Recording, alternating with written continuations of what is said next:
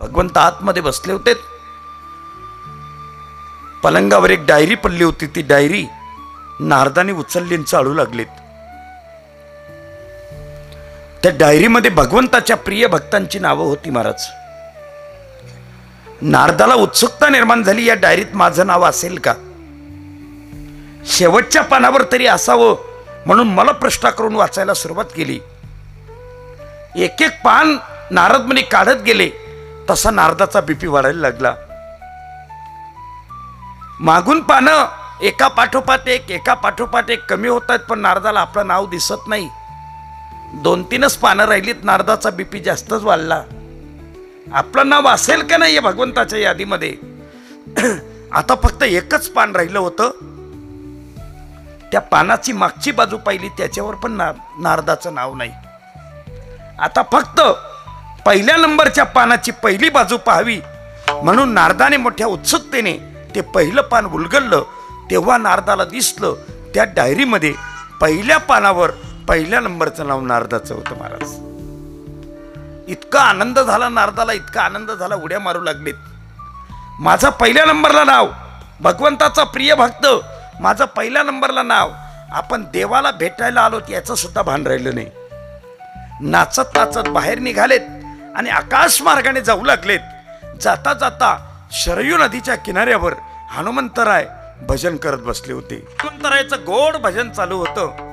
नारदाने जेव्हा ते भजन ऐकलं महाराज, नारद खाली उतरलेत आणि हनुमंतरायाजवळ गेलेत.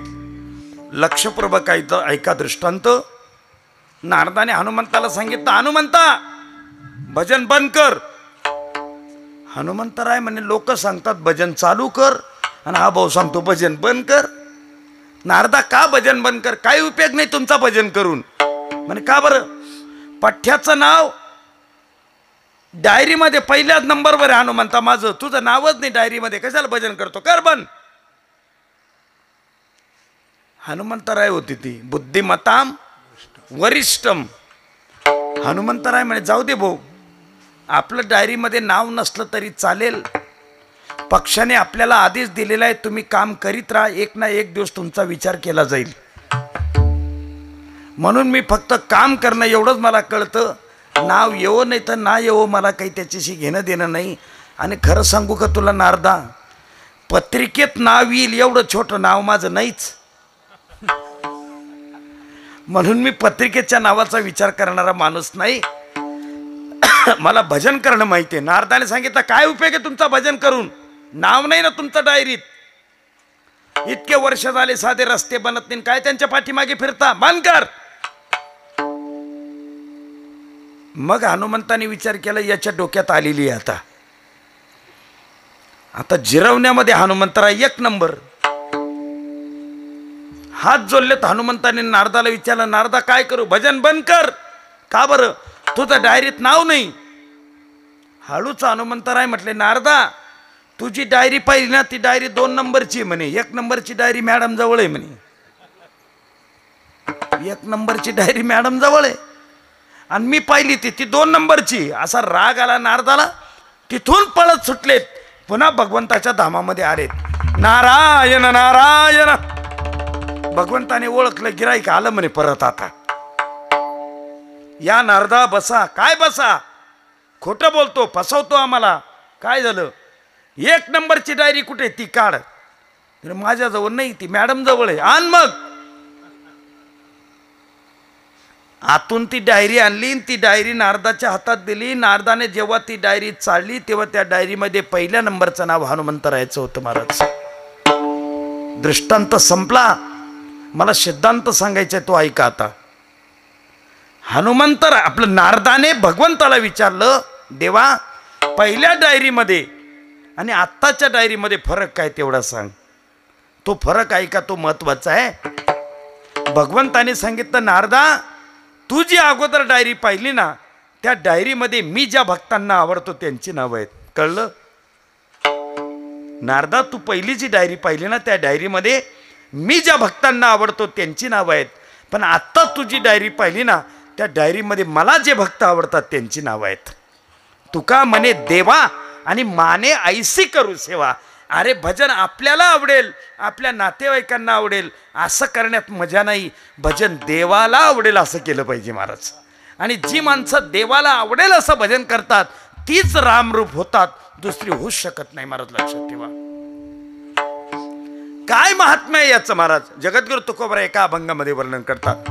तुझी या ना रामनामाचं महात्म्य आपण रावणाच्या मुखातून ऐकू महाराज, मोठं गोड आहे. मी असं दृष्टांत वाचलाय आनंद रामायणामध्ये, फार गोड आहे, लक्षपूर्वक ऐका फक्त.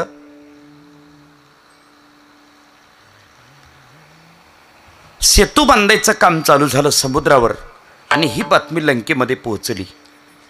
जशी बातमी लंकेमध्ये पोहोचली सगळे राक्षस बिथरले, इकडे तिकडे पळायला लागलेत. ही बातमी रावणाला कळाली आणि रावण युद्धतळावर आला. इकडे तिकडे पळणाऱ्या राक्षसांना त्यांनी एकत्र केलं आणि विचारलं, कुठे पळतायत? आम्ही आता आमचा जीव वाचवणार. का? सेतू बांधायचं काम चालू आहे. चालू द्या ना मग. 18 पद्म वाहणार आहेत, 18 पद्म. ती जर लंकेमध्ये घुसली तर काय? रावण म्हणे, येऊ द्या ना, येऊ द्या ना. परवा 18 पद्मांपैकी एक आलं होतं ना. आमचे हनुमंत राय त्याने तुझ्या दाड्या मिशा जाळून टाकल्या, लंकिणी नावाची राक्षसीने मारून टाकली, अशोक बागेचा विध्वंस करून टाकला. रावणा, तू एकाचा काही बिघडू शकला नाही. 18 पद्म आल्यावर काय करतील? रेशन कार्ड सुद्धा राहू देणार नाही ते. अरे पण ते येतील कसं? पाय सेतू बांधायचं काम चालू आहे. रावण मायावी होता. रावणाने आपल्या मायावी कर्तृत्वाने अशी अधांतरीत उडी मारली आणि पाहतो तर काय, खरंच सेतू बांधायचं काम चालू होतं. खाली आला ना महाराज, येताना हसत हसतच आला. सगळे राक्षस जवळ आलेत आणि विचारलं, रावणा काय झालं? वेडे आहात तुम्ही? काय झालं? अरे पाण्यावर दगड तारणं हा मायावी भाग आहे, मी पण करू शकतो. बाकीचे राक्षस म्हटले, शक्य नाही हो. अरे हो ना राजा, मी पण पाण्यावर दगड तारू शकतो, आणा दगड. एका राक्षसाने एक दगड उचलला, तो रावणाजवळ दिला. लक्ष आहे ना तुमचं? रावणाने तो दगड आपल्या तोंडाजवळ आणला, काहीतरी म्हटला आणि जसा पाण्यात फेकला तसा तो दगड पाण्यावर तरला. जबाबदारीने बोलतोय. रावणाच्या हातून फेकलेला दगड पाण्यावर तरला. इतका आनंद झाला महाराज राक्षसांना, इतका आनंद झाला, ते राक्षस नाचायला लागले. दारू पिऊन घेतले त्यांनी, मग नाचायला लागले. एक राक्षस वाशिमला गेला आणि त्याने डीजे लावून आणला. डीजे का बरं? डीजेवर नाचावं राक्षसांनीच.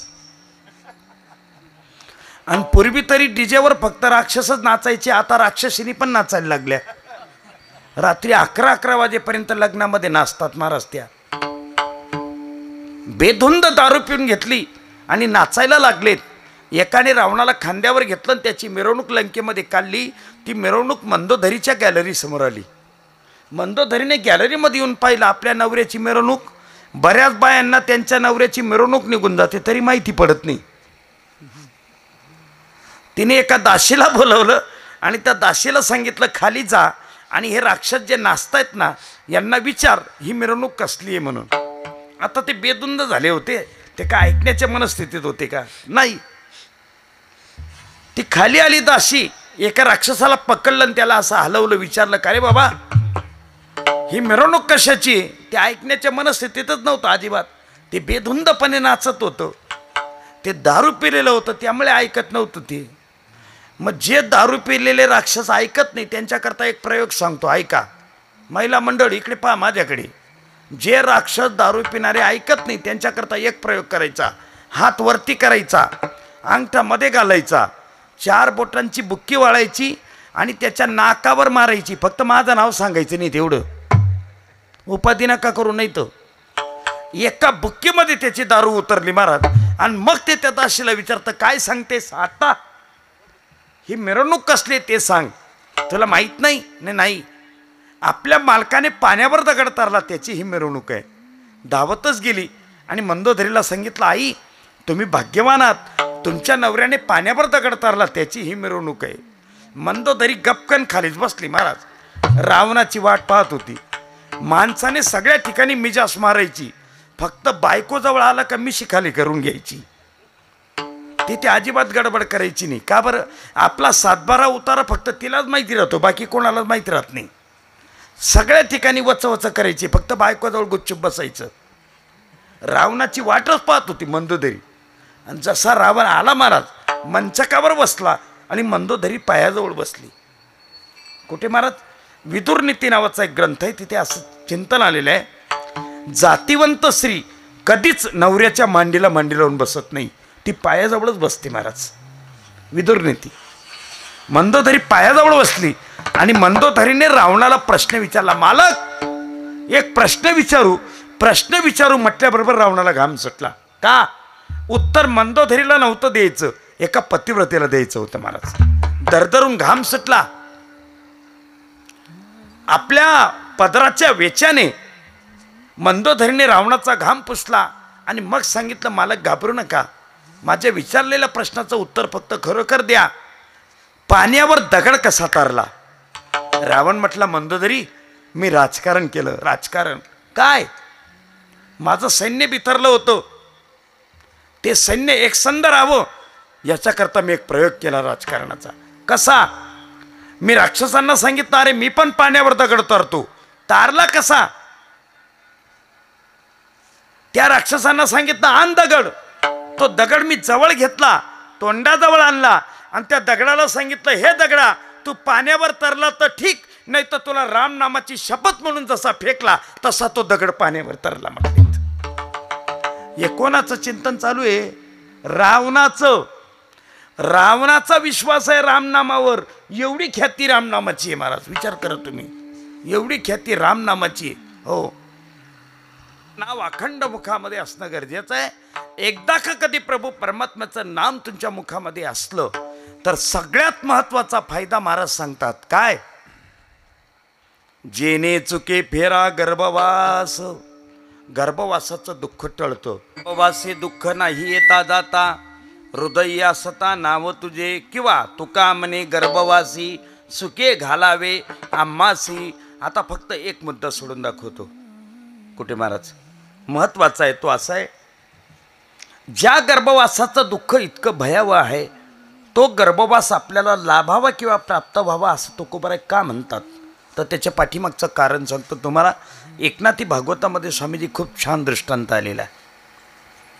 एक शेतकरी भर दुपारी 12 वाजता माळ्यावर चढून पाखरं उडवत होता म्हटले.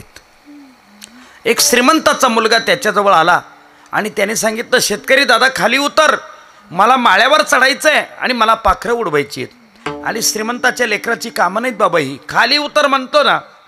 ते शेतकऱ्याला त्याने खाली उतरवलं आणि तो श्रीमंताचा पोरगा वरती चालला आणि त्याने शेतकऱ्याच्या हातातून ती गोफण आपल्या ताब्यात घेतली. आता शेतकऱ्याने आपल्या हातामध्ये 2-4 जी दगडं होती ती दगडं त्याला देऊ केली. हे घे बाबा. श्रीमंताच्या पोराने विचारलं, बाबा ही दगडं कशा करतात? अरे ही गोफणीमध्ये घालून फिरवावी लागतात आणि मग दगड सोडावा लागतो. श्रीमंत म्हटला, तुझ्या दगडांची मला गरज नाही, मी दगड घरूनच घेऊन आलोय म्हटले. त्या श्रीमंताने आपल्या खिशातून एक दगड काढला, तो 50 ग्रॅमचा होता. नाही कळलं तुम्हाला? सोन्याचा होता. कशाचा होता? सोन्याचा. किती ग्रॅमचा? 50 ग्रॅमचा. 9,300 रुपये ग्राम आहे ते. नीट बस, 9,300 रुपये ग्राम. आता किती ग्रॅमचा होता तो? 50 ग्रॅमचा सोन्याचा दगड. आता तो सोन्याचा जरी होता तरी काय होता? शेवटी दगडच होता ना तो. त्याने तो 50 ग्रॅमचा सोन्याचा दगड त्या गोफणीमध्ये घातला. गरगर गरगर गरगर ती गोफण फिरवली, जशी सोडली तसा तो सोन्याचा दगड वेगाने गेला आणि त्या बांधावरून चाललेल्या एका सभ्यग्रस्ताला तो लागला. तो ग्रस्त, अरे दगड सोन्याचा होता महाराज, तो दगडच होता शेवटी आणि त्याला वेग होता. तो पांतस्थ खाली कोसळला. 5 मिनिटांनी शुद्धीवर आला आणि मग त्याने ठरवलं, आता आपण इथून उठायचं, या दगड मारणाऱ्याला बरोबर घ्यायचं, वाशिमच्या पोलीस स्टेशनमध्ये जायचं आणि याच्या नावाची कंप्लेंट नोंदायची. पण जर पोलिसांनी आपल्याला विचारलं, साहेब तुम्हाला जो दगड लागला तो दगड कुठे द्या, आम्हाला तो जप्त करायचा आहे, म्हणून तो दगड जेव्हा पाहिला गेला आणखी 10 मिनिटं बेशुद्ध पडला. सोन्याचा दगड होता ना तो, आणखी 10 मिनिटं बेशुद्ध पडला. हो, नाथ महाराज असं म्हणतात, आता त्याने उठायला पाहिजे होतं, त्या दगड मारणाऱ्याला घ्यायला पाहिजे होतं, तो सोन्याचा दगड घ्यायला पाहिजे होता आणि पोलीस स्टेशनला जाऊन जमा करायला पाहिजे होता, असं माझं मत आहे. नाथ महाराजांचं मत आहे. विनेकरी बुवा, तुमचं काय मत आहे? तुम्ही अपक्ष आहेत का? काय मत आहे? जायला पाहिजे होतं ना त्याने, पण तो जात नाही. नाथ महाराज म्हणतात, काय करतो ऐका, तो गेला नाही, त्याने तो सोन्याचा दगड उचलला, उंच बांधावर उभा राहिला आणि त्या दगड मारणाऱ्याला म्हणतो, हे दगड मारणाऱ्या, अजून 2-4 मारायचे असतील तर मारा म्हटले, मला म्हटलेत. काय गोड दृष्टांत दिला नाथ महाराजांनी. गोफणीचा सुवर्ण पाषाण लागताची दुःख होय दारुण, परी तो कळल्यावरी जाण दुःख जाऊनी सुख होय. ऐका हो, गोफणीतला दगड लागल्यावर दुःख झालं हे बरोबर आहे, पण तो जेव्हा सोन्याचा आहे हे कळालं तेव्हा दुःख वजा झालं आणि त्याची जागा सुखाने घेतली. तसं गर्भवासाचं दुःख निश्चितच वाईट आहे, पण गर्भवासाचं दुःख भोगून या मृत्यूलोकामध्ये जन्माला येऊन भगवंताचं नाव घेऊन भगवंताची प्राप्ती करता येते, म्हणून तो सुखाने घाले, असा त्याचा अर्थ आहे. तुका म्हणे गर्भवासी सुखे घालावे आम्हासी फायदा. महाराज म्हटले, हेची माझी सर्व जोडी, आईशी जोडी तुम्ही पण करा, आईशी जोडी करा, राम कंठी धरा. आता इथे फक्त एक वाच्यार्थ आणि लक्षार्थ एवढा भेद लक्षात घ्या. राम कंठी धरामध्ये हो आपला कंठ कापान त्याच्यामध्ये त्याला धारण करा असं नाही बरं, असं नाही. तुमच्याकडे पुरणपोळी बनवतात का? पुरणपोळी तव्यावरची बनवतात का? तव्यावरची बनवतात. आमच्याकडे मांडा बनवतात, मांडा असा हातावर करतात, हातावर. त्याच्यामध्ये जे पुरण भरायचं असतं ना त्याला सारण म्हणतात. ते आधी तयार करावं लागतं महाराज. हरभऱ्याच्या डाळीचं असतं आणि गुळाचं असतं ते आधी, नंतर मग कणिक बनवून त्याच्यामध्ये भरायचं असतं. ऐका, नवीनच लग्न करून आलेली सुनबाई, सासूबाई कणिक मळत होती आणि तिने सांगितलं सुनबाईला, सुनबाई मी कणिक मळते तोपर्यंत तू पुरण वाटून ये. आखी शिजवलेली डाळ गुळामध्ये टाकून पाट्यावरती काय करायची असते? बारीक करायची असते. तिला वाटण म्हणतात, वाटणे म्हणतात. सासूने काय सांगितलं? मी कणिक तिंबते मळते तोपर्यंत तू हे पुरण वाटून ये. तिने ती डाळ आणि गुळ तशी शिजवलेली उचलली, गल्लीमध्ये उभी राहिली आणि येणाऱ्या प्रत्येक माणसाला थोडा थोडा प्रसाद तिने वाटून दिला. कळाला तुम्हाला वाच्यार्थ आणि लक्षार्थ? हो, तसं महाराज म्हटलेत, कंठी धरा या शब्दाचा अर्थ हो, एकदा का कधी तुम्ही प्रभू रामाला आपल्या जीवन जगण्याचा विषय बनवला की तुमच्या जीवनातलं गर्भवासाचं दुःख नष्ट होतं. हे गर्भवासाचं दुःख दुसरं कोणीही नष्ट करू शकत नाही. अटी म्हणजे आहे, नाशिवंत आहे कोण? बायको, मुलं आणि धन. हे ऐकायला तरी बरं वाटतं का तुम्हाला? हे ऐकायला तरी बरं वाटतं का? पण तुकोबारे म्हणतात हे नाशिवंत आहेत. कोण? शरीर आटे, संपत्ती आटे, हरिनाम नाटे ते बरवे. फक्त या जगामध्ये एकच गोष्ट अशी, प्रभूचं नाव जे आटत नाही, बाकी सगळं आटणार आहे महाराज. शरीर आटे, संपत्ती आटे, बाकी या सगळ्या गोष्टी नाशिवंत आहेत महाराज. नाशिवंत आटे प्रिया, पत्नी नाशिवंत आहे, पुत्र नाशिवंत आहे, धन नाशिवंत आहे. का? अरे बाबा याचं बीज जे आहे ना, ते बीजच मुळात नाशिवंत आहे. मग येणारी फळं का चांगली येतील का बरं? नाही येऊ शकत महाराज. हो, महाराज म्हणतात बीज नाशिवंत असल्यामुळे येणाऱ्या फळाची जशी चांगली अपेक्षा नाही ना, तसं जीवनामध्ये ज्या गोष्टी मुळातच दुःखरूप आहेत त्या जीवनामध्ये माणसाला सुख तरी कशा प्रदान करतील महाराज? म्हणून महाराज म्हणतात त्याच्या बाबतीत आग्रह पण धरू नका. याच्यापासून आत्तापर्यंत कोणालाच सुख प्राप्त झालं नाही, तुम्हाला काय प्राप्त होणार आहे महाराज? माय बाप बंधू भगिनी कोणी न पवती निर्वाणी, इष्ट मित्र सगळे सोय रे, येतो सुखाची मांडणी. एकला मी दुःख भोगी, कुंभ पाक जाचणी, तेथे कोणी सोडविना एका सद्गुरु वाचनी. सगळे नाशिवंत आहेत बाबा. हे नामदेवांचा एक अभंग आहे मग मोठा गोड आहे. धनमान बळे नाठविसी देवा, मृत्यू काळी तेव्हा कोण आहे, कोण आहे, मृत्यू काळी तेव्हा कोण आहे. यमाचे यमदंड बसतील माथा, तेव्हा तुझ रक्षिता कोण आहे, कोण आहे, तेव्हा तुझ रक्षिता कोण आहे. माय बाप बंधू तोवरी सोयरी, इंद्रिय जोवरी वाहताती सर्वस्व स्वामीनी मनविसी कांता केही केश देता रडतसे विष्णुदास नामा जाता ती शरण स्वप्नी जन्म मरण नाही नाही नाही नाही स्वप्नी जन्म मरण नाही नाही हे सगळी नाती व्यवहारामधली शून्यवत करून टाकली महाराजांनी. तुकाराम महाराजांना अजून